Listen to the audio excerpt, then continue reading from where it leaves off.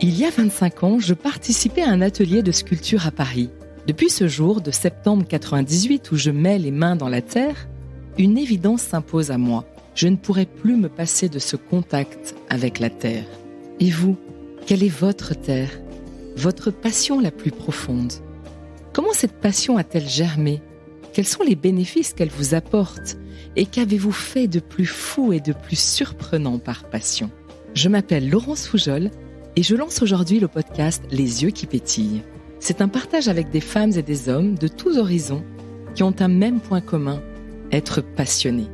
Je laisserai la parole à tous les artistes, sportifs, entrepreneurs, fans d'eux, qui ne se ressemblent pas, mais qui ont tous les yeux qui pétillent.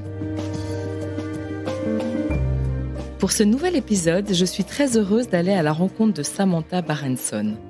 Samantha est une poétesse française, argentine et italienne, née en 1976 en Espagne. Auteure de poésie, de pièces de théâtre et de romans, Samantha aime travailler avec d'autres artistes, peintres, photographes, danseurs ou musiciens. Mais Samantha aime avant tout déclamer, crier et chanter ses textes sur scène, dans un souhait de rendre la poésie accessible à tous. Elle fait aussi partie depuis 2018 du groupe de rock industriel KNS.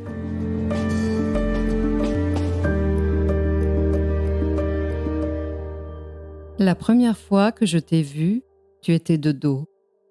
La sensualité se cache aussi dans les revers. Tu marchais ailleurs et avant d'avoir vu tes yeux et ton sourire, avant d'avoir entendu ta voix, je sentais déjà le manque et la mélancolie. Tu t'éloignais de moi comme tu le ferais quelques mois plus tard. Tu partais vers mon absence sans t'en rendre compte. Et moi, je restais là, à regarder l'ovale de ton joli cul. Bonjour Samantha Barenson. Mais bonjour. Ravie de te rencontrer aujourd'hui. Pour démarrer, est-ce que tu peux te présenter de la façon dont tu le souhaites ? Alors, c'est toujours une question très difficile. On va dire que je suis une citoyenne du monde, pour commencer, car je suis franco-italo-argentine. Et je suis ensuite une citoyenne de la poésie, si la poésie peut être un territoire, car je suis poète. Ok. Et est-ce que tu peux nous dire d'où tu viens ? Alors, tu as parlé de ces 3 pays. Là, tu vis à Lyon depuis quelques années. Je vis à la Croix-Rousse. Nuance. Ce n'est pas tout à fait Lyon. Et disons que j'ai une mère argentine, j'ai un père italien.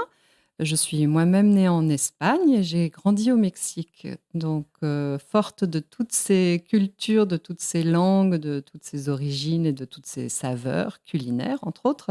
Lorsque j'ai décidé de commencer à écrire, j'imagine que tout cela est allé nourrir mon écriture parce que je suis quelqu'un qui aime la couleur, le soleil, le voyage, l'autre, l'inconnu, le désir, plein de choses que j'ai acquises avec toutes ces nationalités, avec tous ces déplacements ou avec tous ces exils, car il s'agit aussi d'exil. Alors, j'aimerais qu'on aborde ta passion de l'écriture et particulièrement de la poésie. Est-ce que tu pourrais dire que tout a démarré par la lecture ? Oui, non, la lecture, déjà c'est fondamental lorsqu'on veut écrire. Et là, c'est vraiment le conseil à tous ceux qui pourraient être derrière ce podcast et qui auraient envie d'écrire, c'est qu'avant d'écrire, il faut absolument lire, lire, lire et dévorer encore des livres et des livres. Donc moi, je suis née dans une famille où on lit énormément. J'ai même un grand-père qui était libraire. Et en Argentine, donc il avait une toute petite librairie avec des livres jusqu'au plafond. Et c'était un lieu où j'adorais aller me mettre voilà, entre ses jambes pour jouer avec mes petits chevaux, mes Playmobil ou je ne sais quoi. Et être dans cet endroit qui sentait le papier, qui sentait le livre. Et j'imagine que cette odeur a fait un petit travail dans mon cerveau d'enfant, alors que je ne savais pas encore lire, mais en tout cas, dès que j'ai su lire, j'ai dévoré les livres. Alors, d'abord les albums pour enfants, ensuite les petits romans pour enfants, et puis ça m'a poursuivi jusqu'à l'âge adulte, jusqu'à maintenant, et je ne peux pas aller au lit sans lire quelques lignes, même en étant très très fatiguée. Ok, donc tu n'es pas devant ton écran de ton téléphone. Surtout pas. Deuxième conseil. C'est un très bon conseil. Ne pas regarder les écrans avant de dormir. Non, non. Et alors, le passage à l'écriture, est-ce que c'était aussi quelque chose de présent jeune ? tu avais l'habitude d'écrire? Alors, pas du tout. J'avais dans ma tête l'idée qu'il faudrait que j'écrive un livre parce que ça me paraissait la chose ultime, le nec plus ultra, c'est une sorte d'accomplissement dans la vie, de se retrouver aussi voilà, dans un livre et dans une bibliothèque. Et je trouvais que c'était quelque chose de très de grandiose. Mais j'écrivais pas vraiment. Alors j'ai tenté de tenir un journal intime, mais j'ai dû tenir, je sais pas, 3, 4 mois. Et en plus, je l'écrivais en cyrillique parce que j'étudiais le russe à l'époque. Et donc, j'écrivais en français, mais avec l'alphabet cyrillique pour que justement mes parents ne tombent pas dessus et ne puissent pas Ah! décrypter ce qu'il y avait dedans. Donc, c'est un ouvrage assez drôle. Ça aussi, c'est un bon conseil. Oui, voilà, si vous savez le cyrillique ou le grec ou je ne sais pas. Et après, j'ai fait quelques petits textes par-ci, par-là, quelques poèmes, mais j'avais l'impression que voilà, qu'il fallait que ça mûrisse ou qu'il fallait que je trouve le bon sujet, le bon moment et puis surtout que je trouve le bon ton parce que c'est souvent difficile d'arriver après tous les auteurs et de se dire bah, je vais essayer de faire, si ce n'est mieux, au moins aussi bien. Mmh. Donc, j'ai commencé à écrire à l'âge de 23 ans, vraiment. Là, il y a eu le déclic. OK, et plutôt de la poésie? Alors, au début, des nouvelles un peu dans le style de Bridget Jones, tu vois, des histoires de jeunes filles qui en ont marre des mecs et qui discutent entre elles. Et je me suis aperçue comme ça en écrivant ces petites histoires que j'aimais bien les dialogues. Et je me suis dit, bah, je vais écrire une pièce de théâtre. Chose que je n'ai pas faite tout de suite. Finalement, c'est venu beaucoup plus tard. Et entre-temps, il y a eu, je sais pas, quelques accidents de la vie et de parcours et de rencontres qui ont fait que je me suis mise à écrire de la poésie alors que je n'avais pas prévu d'en écrire. Est-ce qu'il y a des émotions particulières que tu ressens quand tu écris? Qu'est-ce que tu ressens, ouais, quand tu es à ce moment, avec ton stylo ou peut-être l'ordinateur, Ouh là, mais non, avec l'ordinateur. l'ordinateur. Oui, oui, non, le stylo, je l'ai abandonné il y a bien longtemps. Le pauvre.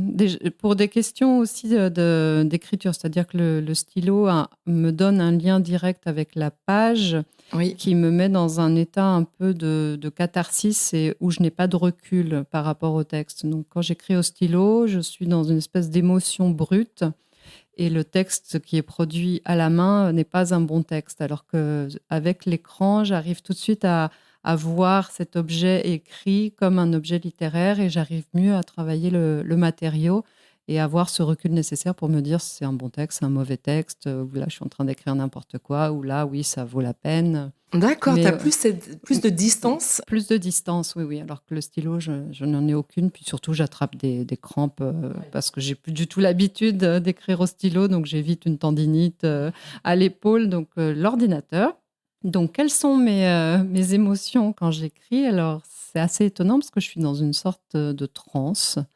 C'est-à-dire que je suis dans un état où je suis un peu au-dessus de moi-même. Je suis prise par une frénésie d'écriture où j'écris, j'écris, j'écris. Alors j'écris à voix haute aussi parce que souvent je travaille mes textes pour qu'ils soient lus sur scène et je gagne du temps en écrivant à voix haute pour connaître la sonorité, le rythme, pour savoir si mon texte est assez rond, pour savoir s'il y a des phrases sur lesquelles je pourrais trébucher ou pas. Donc, je suis voilà, dans cette oralité avec moi-même, dans cette accélération des doigts où j'ai l'impression que toutes mes idées coulent entre mes bras, vont jusqu'à mes doigts et vont atterrir directement sur le clavier. Et souvent, quand je relis plus tard les textes que j'ai écrits, je me dis, tiens, je ne savais pas que j'avais écrit ça, je ne sais pas d'où vient cette idée. J'ai vraiment l'impression qu'il y a comme une autre personne qui a pris possession de moi pendant cet acte d'écriture et je me demande vraiment où est-ce que je vais chercher tout ça. Et ça arrive quasiment systématiquement, en fait, ou c'est quelque chose quand même d'un peu particulier, où tu retrouves cette intensité, à chaque fois que tu Alors, je retrouve cette intensité à chaque fois, mais par contre, ça demande une sorte de temps de gestation pour arriver à cet état-là. C'est-à-dire que je n'écris pas tous les jours. Je ne me mets pas à ma table, voilà, tous les matins en me disant, bah voilà, je vais écrire comme font plein de gens. C'est une sorte d'exercice quotidien. Moi, je ne fais pas du tout ça. Moi, ce que je fais, c'est que je cherche une idée. Une fois que j'ai l'idée, Je cherche dans ma tête comment je vais pouvoir développer cette idée. Donc cette étape, elle peut prendre beaucoup, beaucoup de temps. Ça peut prendre 6 mois ou même plus. Et je commence à construire vraiment le texte dans ma tête. Une fois que je sais d'où je vais partir, où est-ce que je vais y aller et un peu comment je vais faire ce parcours, là, je me mets à écrire et là, ça sort, mais en un seul jet ou presque. C'est-à-dire que je passe quelques journées ou quelques semaines dans cet état de frénésie. Et à ce moment-là, voilà, ça sort, ça sort. C'est comme un robinet, en fait, qu'on ouvre et là, ça sort. Et c'est là où tu ressens ce côté un peu trans, une fois que tu as eu l'idée, que tu sais comment tu le construis et que tu te mets à... Voilà. Mais c'est vrai que quand je me mets à la table de travail en me disant je vais écrire un texte sans savoir sur quoi je vais écrire ou comment je vais écrire, c'est très laborieux, je trouve pas ça très bon. Donc c'est pour ça que j'essaye de pas trop répondre à des textes de commande parce que vraiment j'ai besoin de tout ce temps de réflexion, de gestation, de création qui se passe dans ma tête. Et voilà, et donc c'est un travail qui est assez intéressant parce qu'en plus, je me nourris de sons, d'images que je vois. Je regarde les gens dans le métro, dans la rue, et les couleurs, les couchers de soleil, peu importe. Mais voilà, il y a tout ça, tout ce qui vibre autour de moi vient nourrir cette réflexion. Et D'accord. après, ça sort. Et est-ce que tu as des thèmes un petit peu privilégiés, des thèmes que tu aimes particulièrement aborder dans tes textes? Alors oui, j'ai longtemps aimé le thème de l'exil parce que forcément c'est quelque chose qui me touchait personnellement et donc je l'ai travaillé sous diverses formes. Après, un thème qui revient assez régulièrement, c'est le thème du voyage voilà, qui est lié au thème de l'exil mais qui a une forme un peu plus ludique que l'exil lui-même. Moi, tous mes textes, c'est des textes qui avancent, qui roulent, qui sont dans un mouvement. Et les personnages de mes textes sont souvent en voiture, en train, en avion, rarement à vélo. C'est pas très écolo tout ça. Mais voilà, j'aime beaucoup cette idée des transports et des transports en commun ou de quelque chose qui roule, comme des road poèmes, des road movies. J'aime bien que ça avance, que le paysage défile et que le personnage du poème ou du recueil il soit dans un mouvement qu'il aille d'un point A à un point B et que ce soit à la fois une sorte de voyage initiatique, mais aussi un voyage réel et photographique et filmique et nourri de toute la culture que je peux avoir au niveau du cinéma et de la photographie, parce que c'est des arts que j'adore Ouais. et que je ne maîtrise pas du tout, Mais qui t'inspire aussi dans ton écriture. mais qui m'inspirent aussi dans mon écriture. Et après, un troisième sujet, ce serait, on va dire, la sensualité, le corps. Parce que voilà, je trouve que c'est des sujets qui nous concernent tous et qu'il y a souvent du tabou sur plein de choses. Et donc moi, j'aime bien écrire des textes qui soient assez crus, mais à la fois qui peuvent mélanger des choses drôles avec des choses sensuelles et qui redonnent la place du corps et du corps de la femme qu'on essaye souvent d'hypersexualiser voilà, ou d'ignorer. Donc moi, je lui rends hommage à ma façon. Et est-ce que tu pourrais nous lire un extrait justement d'un texte peut-être sur ce sujet? Un peu olé olé, mais oui. Un peu olé olé. Nous avons fait l'amour dans un jardin dérobé d'une ville anonyme, tapis herbeux où on fleurit de timides caresses. Tu es entré dans cet espace sans rien piétiner, doux et sauvage, pour te fondre dans la végétation jusqu'à devenir branche ou tronc noueux. Je me rappelle ton sourire, ma peur juvénile, les arbres ombreux et le désir unique, tandis que tombaient par terre les pétales qui nous ont laissés nus sous les lumières urbaines. Plus que tout, ce qui me plaît chez toi, au-delà de ton apparence, de la forme de ton visage, de tes yeux, de la couleur de tes cheveux, au-delà de tes bonnes manières, de la façon raffinée et discrète que tu as de mastiquer, de la lenteur avec laquelle tu bois le vin, au-delà de l'harmonie aérienne de tes doigts qui écrivent ce que tes mots ne savent dire, au-delà de tes livres, des films et des œuvres musicales que tu évoques pour illustrer le récit joyeux qui nous maintient éveillés, au-delà de ta main qui m'ouvre la porte et de chaque petite attention qui me fait sentir reine, plus que tout, c'est ta voix qui provoque en moi des tremblements chaque fois que tu prononces mon nom. C'est très très beau. Et Merci c'est très beaucoup. très bien traduit par Mélissa Véraud, car ce texte est à l'origine écrit en italien. J'avais une question justement sur l'écriture. À quel moment tu décides d'écrire plutôt en français, en italien, ou dans une autre langue? Eh bien, ce n'est pas moi qui décide, c'est mon cerveau. Merci de t'adresser à lui. C'est quelque chose de très étrange. Par exemple, j'ai écrit un livre qui s'appelle Mon citronnier, qui parle de la mort de mon père. Donc, mon père est italien. Il est mort quand j'avais 2 ans, donc à une époque où je parlais surtout espagnol avec ma mère, et on était en Espagne puis en Argentine. Et au début, je m'étais dit, je vais écrire ce livre en espagnol, car c'est voilà la langue de mon enfance. Et en très peu de temps, je me suis aperçue qu'il fallait que je l'écrive en français, toujours pour cette histoire de distance, de recul. C'est-à-dire que l'espagnol était une langue qui m'aurait trop mise dans cette problématique ou dans cette douleur ou dans ce manque, alors qu'en prenant le français, ça me permettait de prendre un pas en arrière pour regarder voilà, cette absence et pouvoir l'écrire d'un point de vue littéraire et non pas être dans juste l'analyse de pourquoi je suis orpheline de père. Et ça se présente pour tes écrits en général, en fait, Et où la ben, question pour celui-ci que j'ai écrit en italien, qui est un récit quand même érotique, c'est très bizarre parce que la langue italienne est pour moi la langue de ma grand-mère, donc la langue des pâtes, la langue des bonnes choses familiales. Et du coup, j'ai un vocabulaire qui est quand même assez restreint dans cette langue parce que c'est des choses quotidiennes. Alors, bien sûr, depuis, j'ai lu énormément de choses en italien, mais c'est pas forcément des mots que j'utilise tous les jours. Et donc, il a quand même fallu que je fasse des recherches pour aller trouver certains mots qui reflétaient la justesse de ce que je voulais dire, parce que je n'avais pas l'habitude d'utiliser l'italien de cette forme-là. Donc, il a fallu que je torde voilà, mes habitudes et ma langue et mon cerveau. Mais ça s'est fait sans que je sache pourquoi. et j'adorerais si tu pouvais nous lire un autre extrait, peut-être d'une autre ambiance. Alors je sais Mais pas, oui, sur le voyage ou sur autre chose? tatak tatum, tatak tatum, tatak tatum, tatak tatum, tatak tatum, tatak tatum, tatak tatum, tatak tatum.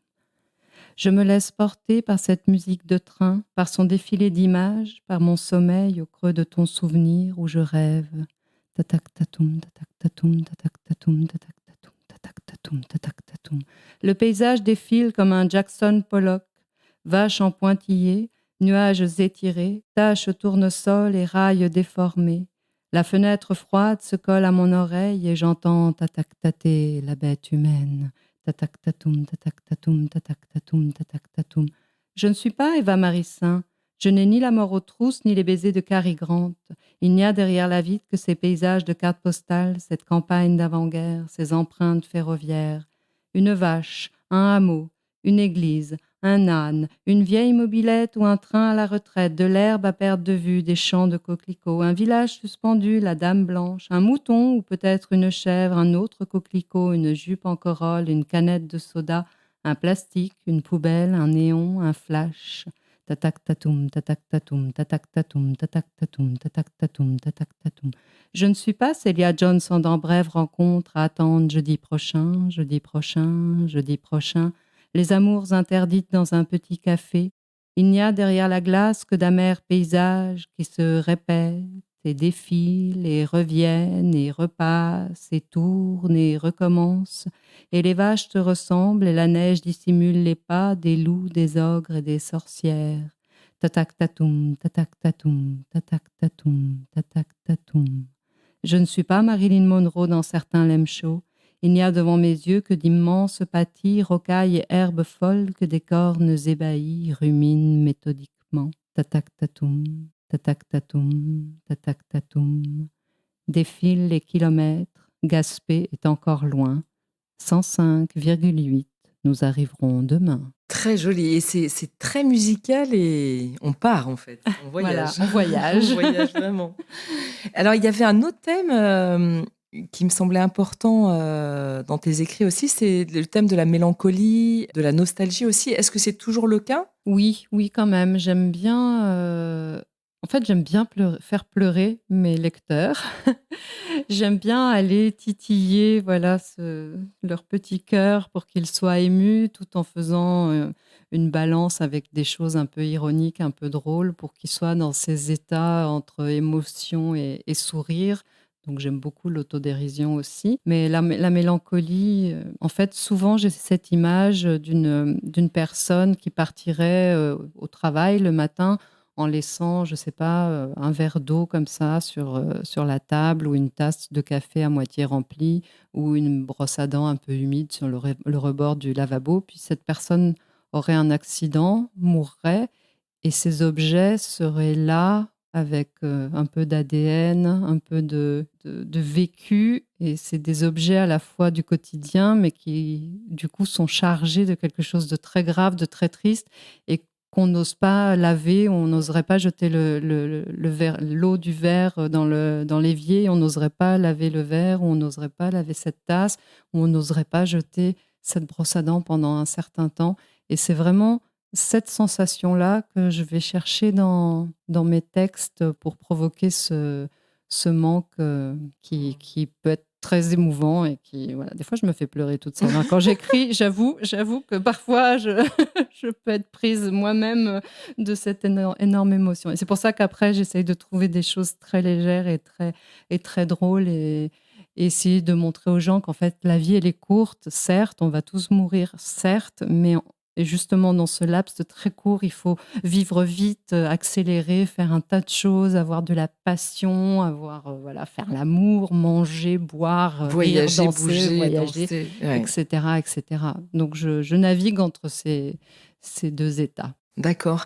Et quelle est l'émotion qui semble la plus difficile à transmettre? Ce qui pour moi est difficile, c'est de traduire un engagement politique. C'est-à-dire que parfois, j'ai essayé de faire des textes engagés, en tout cas ce qu'on appelle un texte engagé. Je suis très très mauvaise à cet exercice. Donc je préfère passer des idées humanistes dans mes textes sans chercher à les induire. C'est-à-dire je ne prends pas parti, je ne dis pas ce que je pense. Voilà, j'écris, les choses sont comme ça, à vous de tirer des conclusions sur quelles sont mes idées ou de comment je vois le monde. Mais en tout cas, je suis vraiment nulle pour écrire des textes engagés, voilà, qui serviraient d'étendard pour des manifestations ou des événements ou des choses Mmh. comme ça.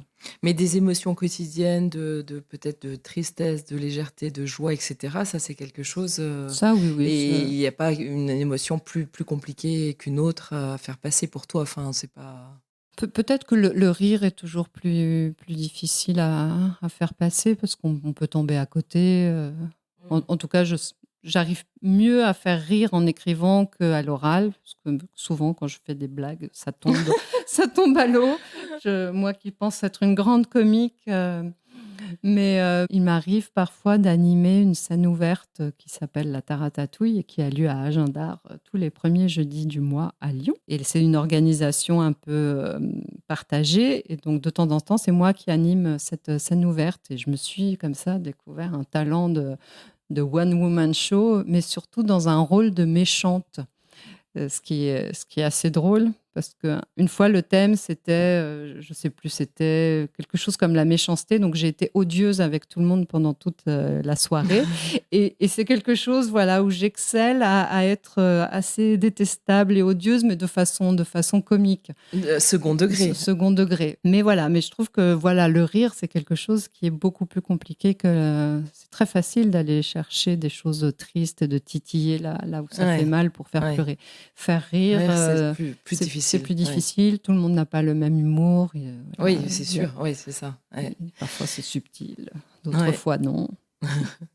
Et alors moi, il y a un sujet que j'aimerais qu'on aborde ensemble. C'est vraiment ton souhait, en fait, de rendre la poésie accessible à tous. C'est quelque chose qui est important, où tu participes à des festivals, tu aimes déclamer tes textes sur scène, ça, c'est important. Tu en parlais d'ailleurs dans ton processus d'écriture. Pourquoi c'est si important pour toi?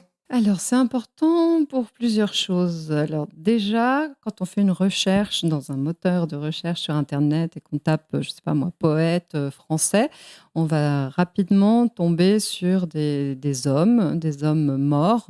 Donc voilà, des gens très bien, des Victor Hugo, des Baudelaire, des Apollinaire, etc., etc. Mais il y avait de ma part et de la part des poètes et des poétesses que je fréquente, de montrer qu'aujourd'hui, il existe des gens vivants et des femmes et des hommes qui font de la poésie. Donc à l'époque, c'était en 2012, on avait créé le syndicat des poètes qui vont mourir un jour, qui est un collectif de poètes qui existe encore, qui est moins actif parce que chacun a développé ses projets personnels, mais le syndicat est là. Et l'idée, c'était vraiment de dire, oh, regardez, on est vivant, on n'est pas juste des vieux monsieur poussiéreux et enterrés depuis longtemps. Et puis, la deuxième chose, c'était de redonner à la poésie, c'est le lettre de noblesse, si on peut dire ça comme ça, mais quand on dit à quelqu'un qu'on fait de la poésie, la personne a tout de suite une sorte de recul avec des souvenirs assez douloureux de la sixième, les poèmes à apprendre par cœur, de Maurice Carême, bon, on ne parlera pas de Maurice Carême, mais en tout cas, il y avait quelque chose comme ça de l'ordre de l'obligatoire, de la punition, où il fallait vraiment apprendre ses poèmes par cœur. Alors certains ont aimé l'exercice et ont continué à aimer la poésie, d'autres ont décidé qu'ils la détestaient et ne sont pas revenus vers elle. Donc il y avait cette idée de dire, bah non, regardez, il y a des choses nouvelles qui se font, il y a des choses contemporaines qui parlent de sujets d'actualité, qui peuvent vous toucher. Et puis on ne peut pas dire je n'aime pas la poésie de la même façon qu'on ne peut pas dire je n'aime pas la musique. Dans la poésie, il va y avoir l'équivalent du jazz, de la musique classique, du rap, je sais pas, du rock, du punk, etc., etc. Il y a tout un éventail de styles. Moi, je me trouve plutôt du côté du tango.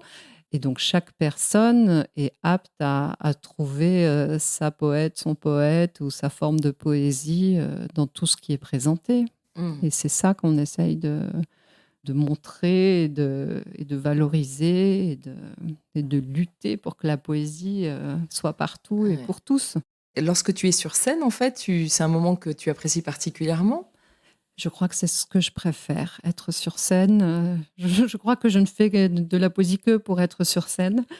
Alors, au départ, j'ai fait du théâtre il y a très longtemps, quand j'étais jeune, et c'était vraiment la première fois que je suis montée sur les planches. J'ai senti que c'était vraiment le lieu où je devais être. Alors que j'étais quelqu'un de très, très timide et ça m'a débarrassée de cette timidité. C'est-à-dire que quand j'étais sur scène, j'étais bien. Le problème avec le théâtre, c'est qu'il faut apprendre les textes par cœur, c'est beaucoup de travail, puis il faut des répétitions, et cetera, et cetera. La poésie a cet avantage qu'on peut aller sur scène et on a son texte voilà, sous les yeux, donc on a moins de travail de mémorisation. Alors après, il y a tout un travail quand même de mise en voix, mais ça déjà, on peut en faire une partie dans sa tête et puis on n'a pas besoin d'être forcément avec toute une troupe et de faire des répétitions. Donc il y a quelque chose de très jouissif dans cette immédiateté où le texte devient parole, devient voix, sans devoir trouver aussi des financements. Parce que quand j'ai commencé à écrire pour le théâtre, j'envoyais mes pièces et puis on me disait, ben non, il faut d'abord trouver un lieu, puis il faut trouver un financement, et puis après il faut trouver une équipe. Et on me disait, ça va prendre 4, 5 ans. Alors que là, je fais mon texte et si je trouve un lieu, je peux aller lire moi-même sur scène. J'ai pas besoin de toute une infrastructure derrière moi. En fait, tu parlais de l'importance, du mouvement, des voyages dans tes écrits, parce que c'est aussi, ta vie, où tu as été beaucoup en mouvement et tu continues finalement ce mouvement à travers, la participation à des festivals. En fait, tu voyages beaucoup, j'ai l'impression, Oui, alors j'ai un bilan carbone Ah oui, ça c'est qui est heureusement, j'ai une amie qui s'appelle Lily Lucas qui est chanteuse et qui fait toutes ses tournées à bicyclette. Donc voilà, grâce à Lily Lucas, cet équilibre entre elle et moi fait que le monde est sauvé. Mais c'est vrai que, alors j'essaye dans la mesure du possible de prendre des trains quand je peux. Là au Bénin, j'ai dû y aller en oui, bien avion. sûr. Mais en tout cas, je trouve que pour l'acte d'écriture, c'est quelque chose qui est nécessaire, d'aller rencontrer les autres voix, les autres cultures, de voir qu'est-ce qui se fait en poésie ailleurs et de s'inspirer ou de se nourrir de tout ça. Parce que voilà, souvent, alors c'est pas qu'on pique des idées, mais voilà, même quand on ne comprend pas la langue, il peut y avoir des sonorités, des rythmes, des façons de faire ou des façons de dire la poésie qui sont différentes et qui peuvent changer la façon d'écrire. Tu nous as un petit peu parlé en fait de tout ce que la poésie t'apportait, à la fois en fait ce sentiment, c'est pas un sentiment mais, la transe que tu ressentais dans l'écrit qui doit être quand même assez dense, ton plaisir d'être sur scène, donc il y a beaucoup de bénéfices pour toi dans la vie, est-ce qu'il y a des revers de ça? Enfin des choses peut-être plus compliquées ou plus difficiles à vivre dans ton quotidien, en lien avec cette passion de la poésie? Alors, comme dans tout milieu, le milieu de la poésie est fréquenté par des gens bien, des gens moins bien, avec des gens qui ont des jalousies, des choses comme ça. Donc, parfois, il peut y avoir, je ne sais pas moi, un ressenti parce que justement, j'ai été invitée à tel festival et telle personne ne l'a pas été. Voilà, j'ai quelques ennemis, je les compte sur les doigts d'une main et surtout, je les ignore. Donc voilà, Oui, c'est pas un sujet, c'est pas un c'est pas un sujet. sujet. Mais non, il y a pas vraiment de revers à cette médaille. Il y a que des choses positives et parmi les choses positives, il y a les rencontres avec les musiciens, par exemple, ou avec d'autres artistes.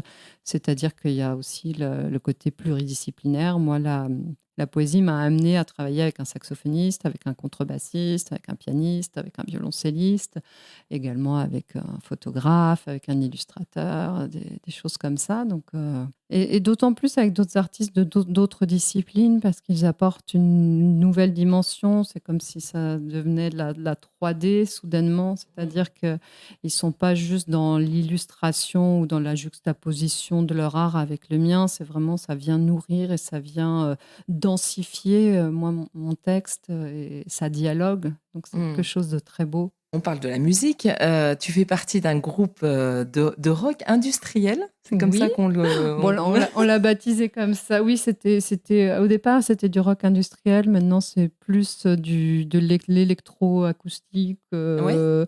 poético, industriel. OK. Donc il s'appelle KNS, c'est ça? Oui. Est-ce que tu peux nous en parler un petit peu? D'où est venue cette idée de monter ce groupe, On a monté ce groupe, donc KNS, avec Karim Katan, donc K, Oui. N comme Nina Yargekov et S comme Samantha Barenson, lors d'une résidence dans une péniche à Béthune, dans le nord Pas-de-Calais. Et nous nous sommes retrouvés, donc trois écrivains, musiciens, artistes, plasticiens, voilà, ensemble pendant une semaine.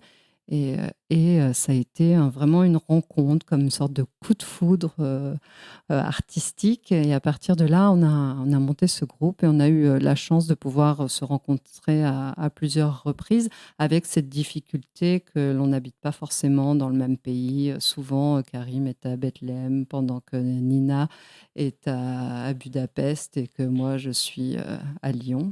Ou D'accord. à Buenos Aires, comme ça je garde un troisième B. Mais voilà, on a réussi à faire un mini-album de, je sais plus, 5 ou 6 morceaux. Et puis on a réussi à faire un concert au Japon.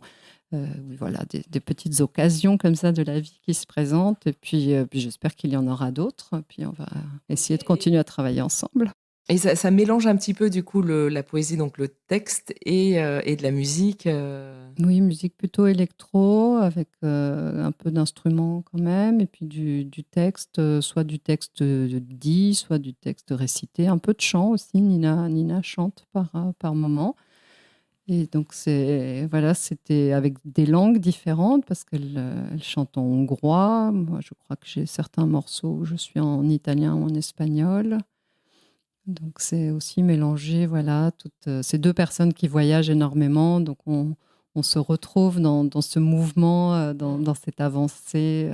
Et c'est toujours un plaisir quand nos trois trajectoires se croisent en un seul et même point. c'est pas si souvent, mais quand ça se passe, Voilà, c'est c'est chouette. quand l'univers décide qu'il faut qu'on se rencontre, hop, concert.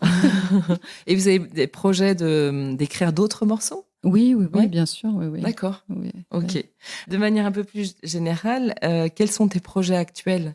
Que ça soit en termes de poésie, peut-être de roman, ou est-ce que tu travailles sur Alors, un sujet pour spécifique? l'instant, je ne travaille sur rien de spécifique parce que je suis justement dans cette période où je cherche la nouvelle idée. C'est-à-dire que je viens de publier un roman qui s'appelle Virgule, qui vient de sortir. Voilà, donc je suis dans cette phase de promotion, de lecture, de joie, de cet accouchement de cette œuvre. Donc je profite aussi de ce moment. Et je suis dans cette voilà, début de gestation de que sera le prochain projet. Alors j'ai une piste ouais, j'ai 2 pistes. Je ne sais pas encore laquelle je vais suivre et voilà, il me faut peut-être 6 mois pour que ça travaille et que je sache exactement vers ce vers quoi je vais. Et quel conseil tu donnerais à un jeune poète ou jeune romancier qui souhaite se lancer et qui tâtonne peut-être? Alors déjà, lire beaucoup. On va revenir à cette histoire. Lire, lire, lire. Et puis surtout, voilà, lire ses contemporains. Pas forcément lire lire les classiques d'une part, mais lire les contemporains d'autre part. Ensuite, écrire. Et une fois que le premier jet a été fait, enlever tous les adjectifs. Parce que les adjectifs. Les jeunes poètes adorent mettre plein d'adjectifs. C'est très suradjectivé le premier jet. J'ai l'impression que, mais moi la première, hein, quand on est jeune, on a envie un peu d'étaler une sorte de culture ou de connaissance du vocabulaire et on a envie d'embellir chaque mot en lui mettant un bel adjectif derrière pour que tout ça soit dense et très référencé. Et justement, je trouve que ce qui est le plus difficile dans l'écriture, c'est d'enlever et enlever pour qu'il ne reste justement que l'essentiel, pour qu'il ne reste que ce qui va vraiment aller toucher le lecteur. Et le moins est souvent l'ami du mieux. Oui. Donc ça, c'est vraiment un exercice à faire. Et ça m'est arrivé de lire des manuscrits de jeunes poètes et puis de rayer plein de mots, de dire tout est là, mais ça c'est en trop, ça il faut enlever, voilà. Et si la personne est prête à l'entendre et ne se vexe pas, c'est un bel exercice que d'épurer le texte, de le déshabiller. Très bien.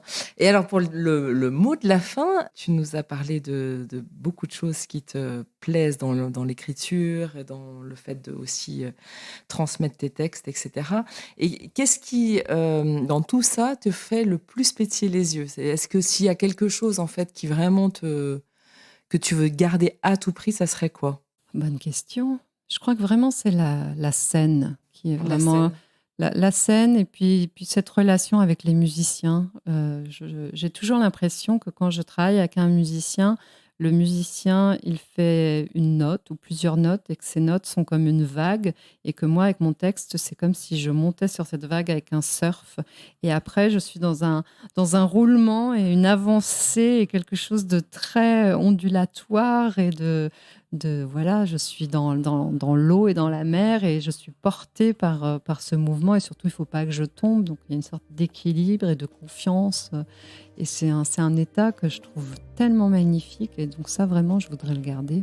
Merci beaucoup, Samantha. Merci pour tout cet échange. Mais merci à toi.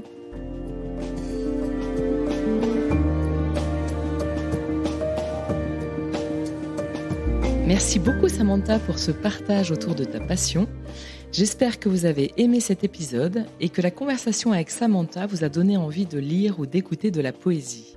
Pour suivre son actualité rythmée, je vous invite à la retrouver sur les réseaux sociaux, Instagram, Facebook et LinkedIn. Et place maintenant à la musique avec 3 extraits de son groupe KNS. Belle découverte et à très vite!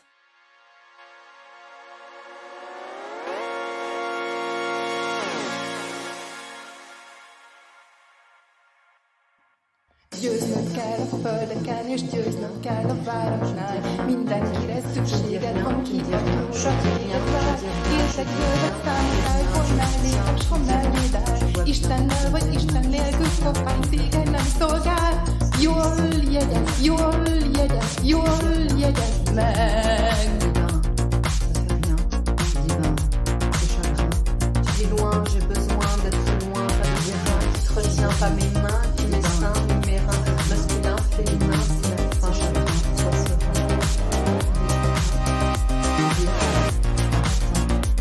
rien, tu me dis rien, tu me dis rien, tu me dis rien, tu me dis rien, tu me dis rien, tu me dis rien, tu me dis rien, tu me dis rien, tu me dis rien. Demain, c'est dans le train, le loin chante comme chemin, le mot vain comme refrain, le mot fin, comme dessin, enfin. Je dis rien,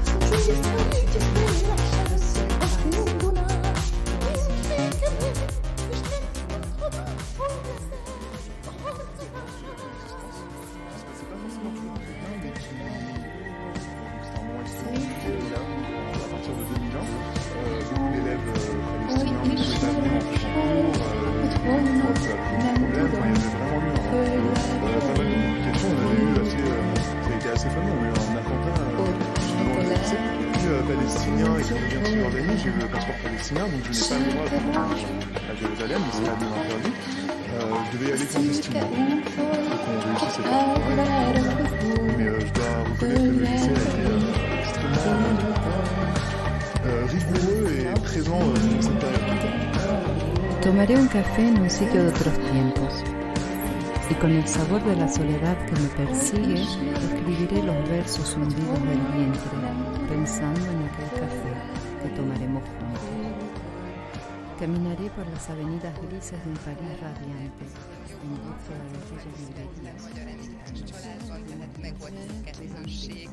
Két nyelv, két kultúra, két ország. Minden hozzá kapcsolódik, mert én írom őket, tehát bármiről is írok, az mindig rólam szól valamilyen szinten, még akkor is, amikor másokról, én ezt így látom. Ami összekapcsolja a hármat, talán az, hogy jogom van-e, ... Tehát, hogy mindig egy ilyen kérdés van, hogy az első többire, mint sokszor ez elő szokott fordulni az első regényeknél, kicsit az a kérdés, hogy jogom van-e írni.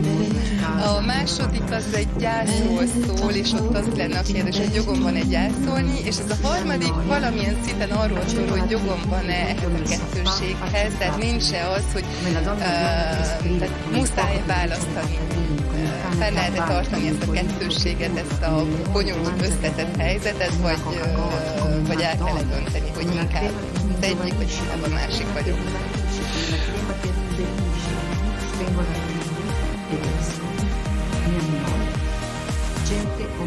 Gente fuori il sofà che cerca invano soluzioni per snoiarsi, per colmare il vuoto, il buco, lo spazio. Mi annoio,